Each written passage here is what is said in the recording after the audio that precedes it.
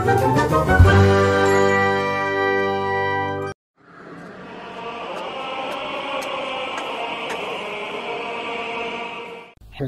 welcome bos. Selamat datang di All New Skill Tutorial. Di pertemuan sebelumnya, kita sudah membahas menu file dengan submenunya sampai pada submenu save for web ya. Kemudian kita lanjutkan dengan submenu yang di bawahnya ada report. Oke, kita coba report. Nah, ini yang terjadi jika kita report ya. Report itu berfungsi melakukan restore sebagian maupun keseluruhan image ke kondisi save terakhir ya. Jadi jika kita melakukan report, dia akan menuju pada kondisi di mana kita melakukan save terakhir. Misalnya kita save, kita aktifkan layer group Corel. Ini dia layer group Corel yang sedang aktif. Terus kita save file, save.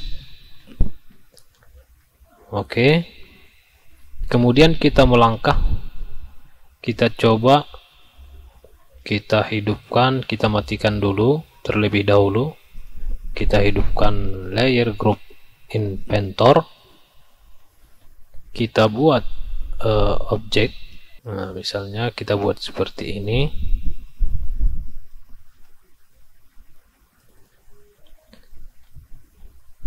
Kita copy untuk memperbanyak.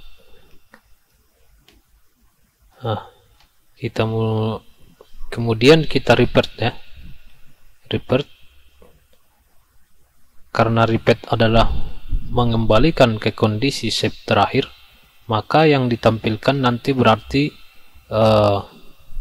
adalah file Corel group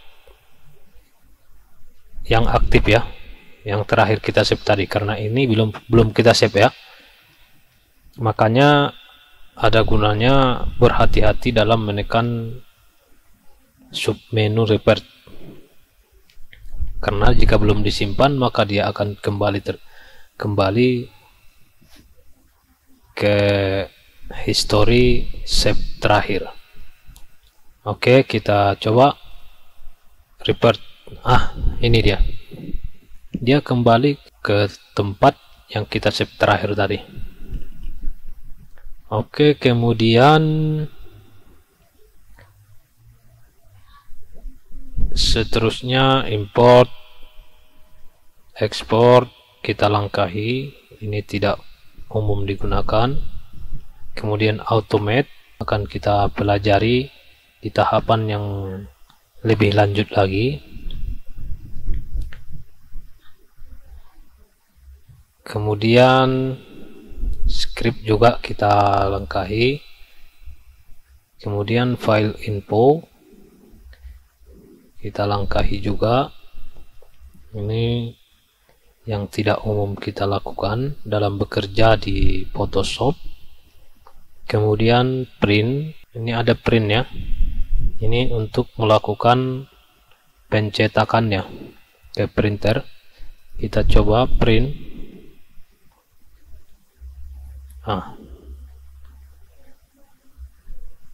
Dalam melakukan print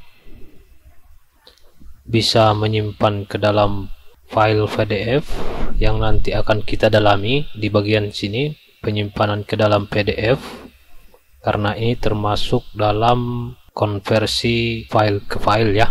Akan kita bahas pada pertemuan konversi file, termasuk mengkonversi semua file seperti Corel, AutoCAD, Inventor, Word, Excel, dan lain-lain. Kemudian kita pilih tadi printernya ya. karena di sini saya belum menginstal dan belum menyambungkan ke satu printer, maka dia tidak menampilkan satu printer pun ya. Jika sudah tersambung dengan printer, maka pilih printer yang dituju, kemudian print settingnya diatur, kemudian biasanya akan ada preview ya di sebelah sini jika sudah tersambung dengan printer. Oke, langsung print. K akan tercetak di printer yang tersambung ya. Oke, kemudian kita lanjut di menu edit. Kita pelajari hal-hal yang penting dan yang umum. Oke, edit. Yang pertama cut ya. Cut ini adalah memotong bagian objek yang aktif pada layer dengan mode seleksi ya. Mode seleksi artinya kita memilih areanya. Seperti ini misalnya, seleksi kotak ya, yang ini, maka dia akan aktif. Lihat jika kita cut begini, maka bagian yang terseleksi akan di-cut atau dihapus ya. Maka yang ditampilkan adalah layer yang di bawah tadi. Jika kita aktifkan ini layer yang di bawahnya, maka yang ditampilkan adalah layer tersebut. Jika tidak, maka yang ditampilkan adalah layer ini yang aktif, yang paling teratas ya. Oke, jika kita matikan, maka yang ditampilkan adalah layer background kosong ya. Ini kosong. Oke, kemudian ada, kita kembalikan terlebih dahulu. Kemudian ada menu copy. Copy itu sama dengan cut, hanya saja copy adalah menduplikat, sedangkan cut adalah menghapus. Kita coba, kita seleksi pakai elliptical seleksi ya. Oke, kita seleksi bagian ini misalnya, kita mau copy ya.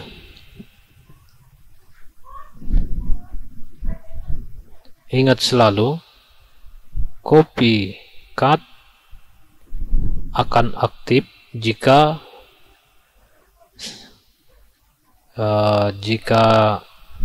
tanda seleksinya aktif ya. Oke, copy langsung. Jika sudah copy, berarti akhirnya selalu paste ya. Edit, paste. Ini dia sudah duplikat dengan area seleksi yang kita buat tadi ya. Untuk membuktikannya, kita matikan dulu layer yang di bawah. Inilah hasil file yang di copy tadi. Jadi Photoshop itu sangat mudah digunakan dan sangat membantu dalam editing ya. Oke, kita kembalikan. Kemudian ada lagi paste, tadi sudah ya. Paste spesial kita langkahi, yang umum saja dahulu kita pelajari. Find and replace text, ini mencari teks ya. Kemudian fill, ini adalah mewarnai. Kita coba dahulu, maka jika tidak diaktifkan tanda seleksinya, maka fill ini akan otomatis mewarnai seluruh layer ya. Coba kita buat layer baru. Ini sudah jadi layer baru dari sini ya. Create a new layer. Oke. Oke, dibuat layer baru tanpa seleksi. Kita coba edit fill, tentukan warnanya, warna apa. Dalam hal ini dia memilih foreground color ya. Foreground itu ini warna kuning. Kalau mau pilih background color, ini ya warna hitam. Kita coba foreground color ya. Oke. Dia akan mewarnai secara keseluruhan layer. Kemudian kita undo. Jika kita seleksi dengan layer baru tadi, kita seleksi di sini misalnya. Oke. Kita fill, kasih warna. Oke, kita kasih background color ya, warna hitam. Oke, dia hanya mewarnai area seleksi kita ya. Oke, untuk membuktikannya kita matikan layer di bawahnya ini. Yang diwarnai hanya pada area seleksi. Oke, Photoshop memang dahsyat.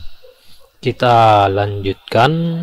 Kemudian ada stroke ya. Stroke itu memberikan outline ya. Kalau di Corel disebutnya outline, maka kalau di Photoshop dia sebut stroke.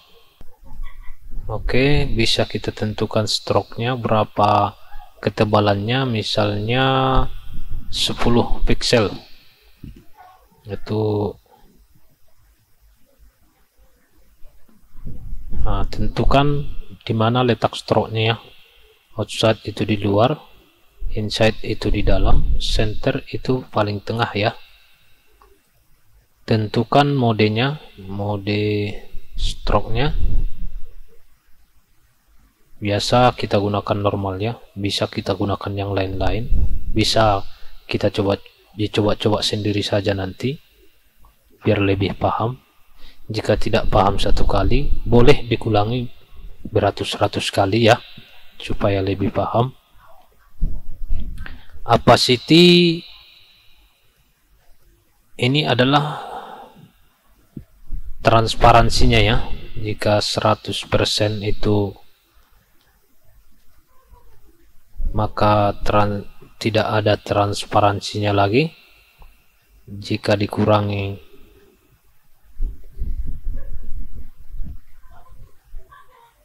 maka dia akan terlihat transparansinya nanti. Oke, kita buktikan dengan warna kuning tadi ya, outline-nya, stroke-nya. Maka kita coba ini. Inilah dia ya. Transparansinya kurang terlihat di situ. Kita pindahkan. Di sini baru dia terlihat ya transparansinya. Ini masih tembus. Tapi tadi jika kita berikan 100, maka layer yang di belakangnya ini tidak akan terlihat ya.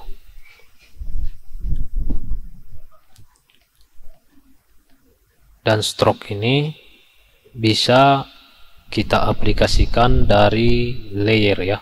Kita coba. Kita aplikasikan dari layer.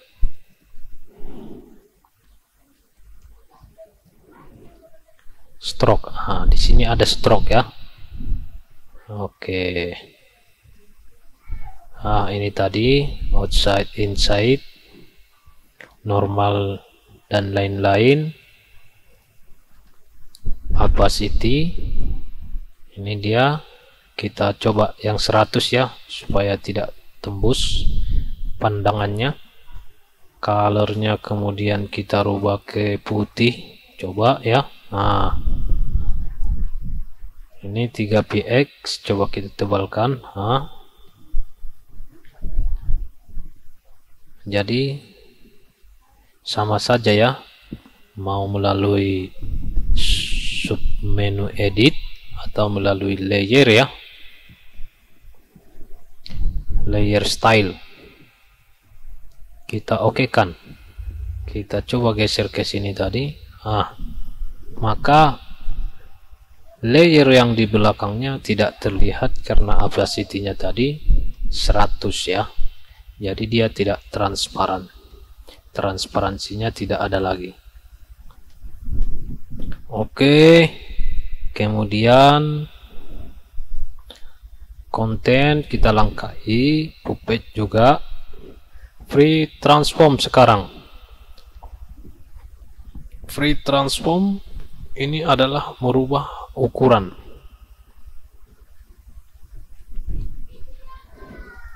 Oke, perhatikan yang di atas ini. Ini adalah alat-alat yang ditampilkan dalam mode transform. H itu mengacu kepada height atau tinggi.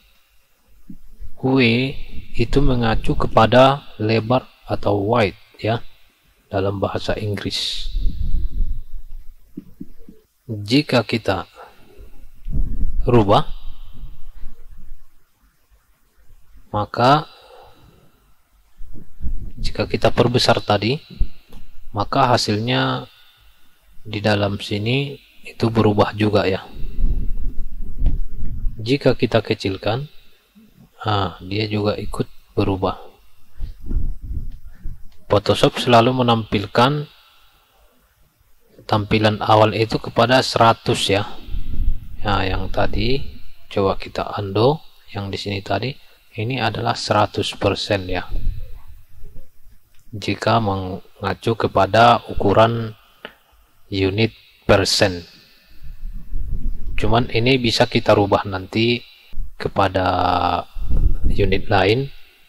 Ada sentimeter, ada milimeter, pixel, dan lain-lain ya. Ada inci juga, dan akan kita bahas di dalam pertemuan selanjutnya ya. Di bawah free transform ada yang namanya transform saja ya. Ini yang sering kita gunakan scale tadi, itu free transform. Rotate bisa, ini ada untuk memutar. Kita coba ya, kita coba. Kalau rotate itu tidak terlihat nanti pengaplikasiannya kalau kita berikan contoh dengan lingkaran ya. Kita berikan contoh dengan kotak supaya terlihat hasilnya ya. Mana tadi edit, nah ini transform, rotate, ini aktif ya. Jadi cara rotate di Photoshop tinggal ini kursor diarahkan keluar sampai dia membentuk busur. Nah itu membentuk busur ya. Kalau dia sudah berada di luar maka dia membentuk busur, tinggal kita klik. Oke. Rotate sesuai dengan yang kita inginkan ya. Misalnya kita menginginkan 50 itu terlalu sulit. Mungkin kita pikir terlalu sulit. Boleh kita di sini ada tempat menentukan derajatnya ya, berapa derajat yang akan kita putar. Misalnya kita putar sebesar 45 derajat. Ketik 45, tekan enter. Oke. Ini dia hasilnya ya. Boleh dilatih seberapa maunya ya. Kemudian tadi ada lagi yang disebut skew ya, ada distort. Ini pun sangat berguna ya, hampir sama dengan skew, berbeda rasa. Jika skew tadi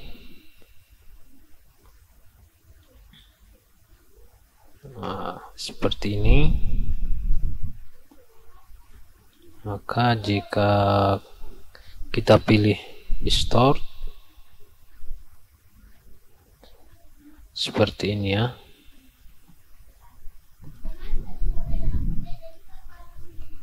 Oke.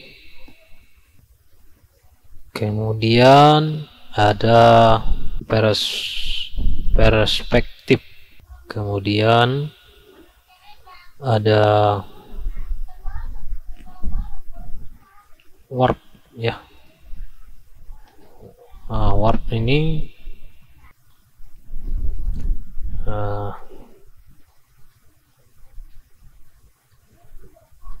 kita ambil titiknya, kita coba. Ya beginilah cara bekerja dengan warp. Jadi dia mengubah bentuk.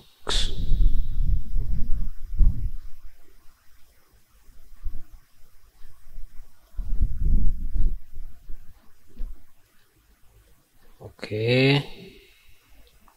Ya pada intinya transform itu adalah mengubah ukuran dan bentuk objek ya. Oke. Sekian dulu pembahasan kita tentang menu edit dan menu file. Di lain waktu kita akan lebih dalami lagi dengan mempelajari menu image. Oke, sekian dulu bos. Terima kasih. Semoga sukses ya. Oke bos, sekian dulu. Mohon maaf jika ada yang salah. Sampai jumpa di pertemuan berikutnya.